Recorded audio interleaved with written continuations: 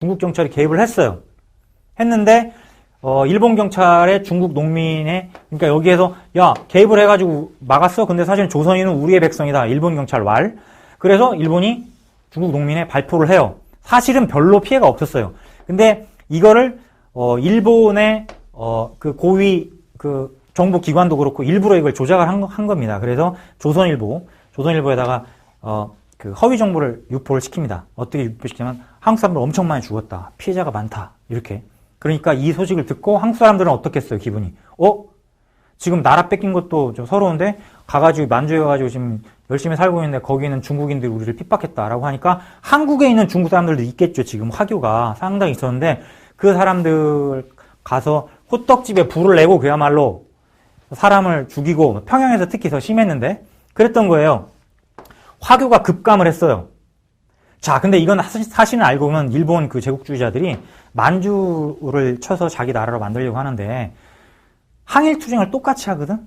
중국 사람이랑 한국 사람이랑 만주에서. 왜냐면 둘 다 하나는 나라를 뺏겼고 하나는 나라를 막 침략 당하려고 하니까.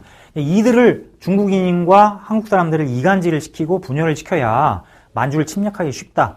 그런 정책하에서 허위 정보를 흘린 거예요. 그래서 우리가 어떻게 보면 그 농락당한 것이라고 볼 수 있는데 그 조작의 그 역사가 굉장히 큰 거죠. 어떻게 보면은 더 이제 뭐 악질적인 것인데 사실 그렇게 해서 어쨌든 결론은 한국 사람들이 평화를 사랑한 백인민족이 그러나 한국적 민족의식이라든가 그것들이 왜곡됐을 때는 이렇게 폭력적으로 다른 민족을 핍박하거나 죽이기도 했던 이런 역사들이 있는 거예요. 근데 우리는 이걸 잘 모르고 이걸 그냥 뭐 그렇다 해가지고 우리가 쉽게 말하는 건데 이것도 사실은 그렇게 과학적인 어떤 언명, 명제는 아니다. 역사적인 사고를 하다 보면 그렇지 않은 구석들을 많이 살펴볼 수 있다. 이렇게까지 생각을 해야 이게 객관적이고 과학적 인식이라 이겁니다.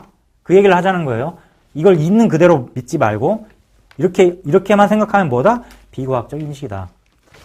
베트남 파병과 민간인 학살 이 안에서 보면 이런 상황들을 보면 과연 우리가 평화를 사랑하는 백인 민족이다. 이런 이제 단순한 논리를 펼칠 수 있는지 다시 한번 생각해 볼 필요가 있다는 거죠. 자, 이 역사적 사고 이것도 보면 이 굉장히 자본주의 시장 경제는 합리적이고 뭐 이렇다. 그리고 불가피하다. 그리고 계속 오래될 것이다. 라고 생각하지만 역사적 사고의 틀에 맞춰보면 그렇지가 않다.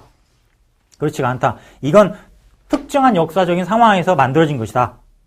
그리고 이것이 없어졌다가 사회주의 혁명으로 다른 체제를 만들었다가 다시 또 없어지기도 하고 그렇기 때문에 이건 항상 불가피한 제도도 아니고 그 다음에 항상 합리적인 제도도 아니다. 라는 것들을 알 필요가 있다는 거예요.